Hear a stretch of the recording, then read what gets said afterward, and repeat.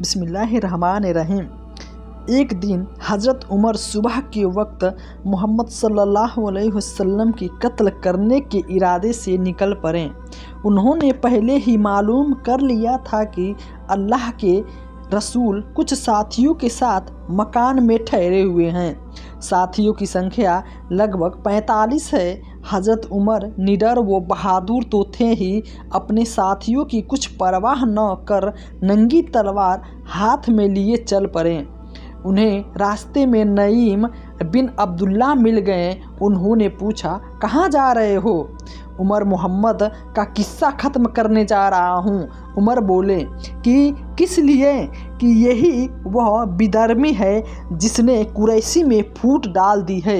हमारा धर्म खतरे में पड़ गया है। वो हमारे देवताओं को बुरा भला कहता है। मैं आज उसे कत्ल करके ही चैन लूँगा। हज़रत नईम ने कहा, खुदा की कसम, तुम अपने आप को धोखा दे रहे हो। क्या तुम यह समझते हो कि अगर तुम मोहम्मद सल्लल्लाहु अलैहि वसल्लम को कत्ल कर दिया तो सब्दे आबद के वंश वाले तुम्हें कत्ल करके ज़मीन पे छोड़ देंगे? ऐसा कभी नहीं होगा। हाँ, पहले जाकर अपने घर वालों की खबर लो, फिर उनसे निपटना। उमर बोले, मेरे घर वाले कौन? नईम ने जवाब दिया, तुम्हारे बहनोई और चचेरे भाई सईद बिन जैद और तुम्हारी बहन फातिमा बिनते खत्ताब। वे सब लोग मुसलमान हो चुके हैं और मोहम्मद के धर्म का पालन करते हैं। जाओ, पहले उन्हें समझाओ। ऐसा सुनते ही उमर का गुस्सा भड़क उठा।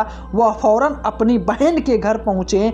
उस समय अब्बा बिन अनत हाथ में पवित्र कुरान लिए सईद और फातिमा हज़रत उमर की बहन को सूरे ताहा पढ़ा रहे थे।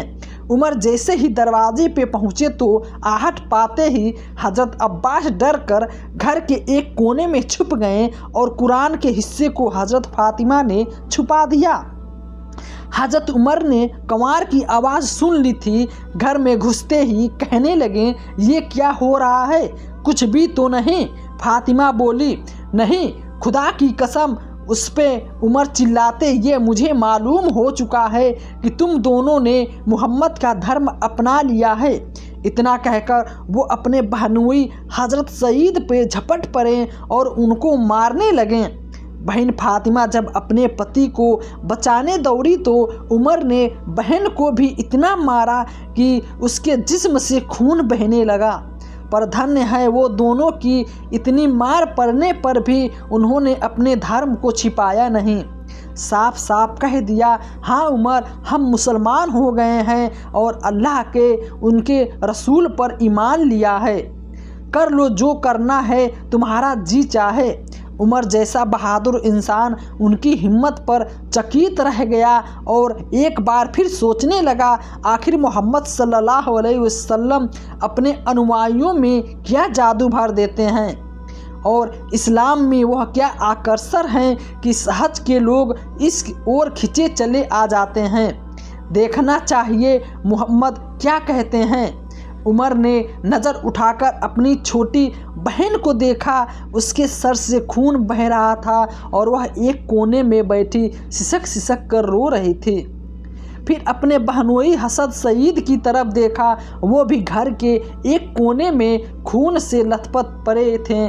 बहन की ये हालत देख हज़रत उमर को भी तरस आने लगा और उन्हें अपने किए पर अफसोस होने लगा कि मेरी एक ही तो छोटी बहन है, न बाप है और ना ही माँ।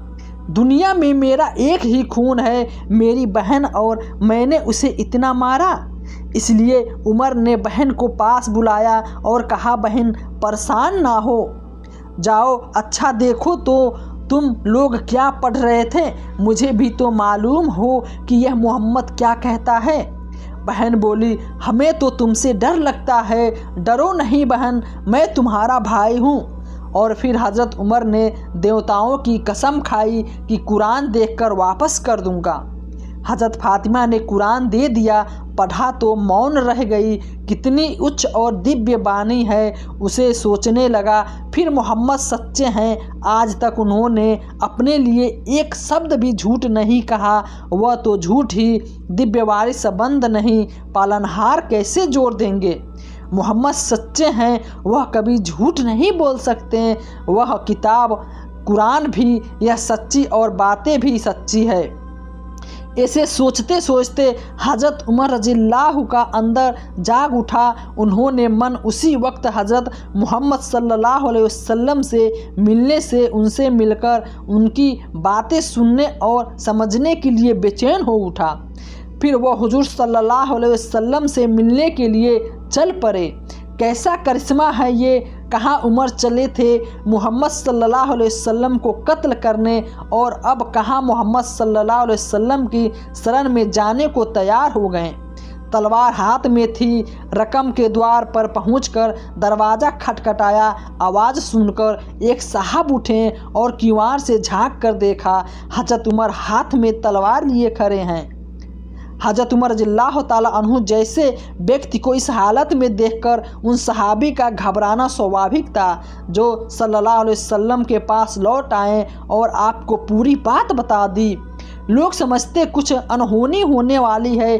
किसी को क्या पता कि हज़रत उमर रज़ियल्लाहु ताला अन्हु अंदर से किस प्रकार की भावनाएं हिलोर रही है। कौन जानता था कि इस्लाम का यह कट्टर विरोधी इस्लाम की गोद में गिरने के लिए बेचैन है। ये कौन समझ सकता था कि खुली हुई ये तलवार मोहम्मद सल्लल्लाहु अलैहि वसल्लम आपके अनुयायियों पे अब नहीं उठेगी। हज़रत हमजा ने जब देखा सहाबा इकराम हज़रत उमर के हाथ में तलवार देखकर डर रहे थे और कोई दरवाज़ा नहीं खुल रहा है, तो हमजा ने अपनी तलवार निकालते हुए कहा, दरवाज़ा खोल दो। अगर सुकून से अंदर आता है तो ठीक है, वरना उसी की तलवार से उसकी गर्दन उड़ा देंगे। हज़रत हमजा बहुत बड़े बहादुर लोगों में से थे। जंग में कोई उनसे जीत नहीं पाता था। दरवाज़ा खोल दिया गया और हज़रत उमर अंदर आकर खड़े हो गए। उन्हें आता देख हज़रत मोहम्मद सल्लल्लाहु अलैहि वसल्लम उनकी चादर का कोना पकड़कर ज़ोर से झटक दिया और कहा, ए खत्ताब के बेटे उमर, तुम किस इरादे से आए हो? अल्लाह की कसम, अगर तुमने नाफरमानी की तो अल्लाह का गजब तुम पे आ जाएगा।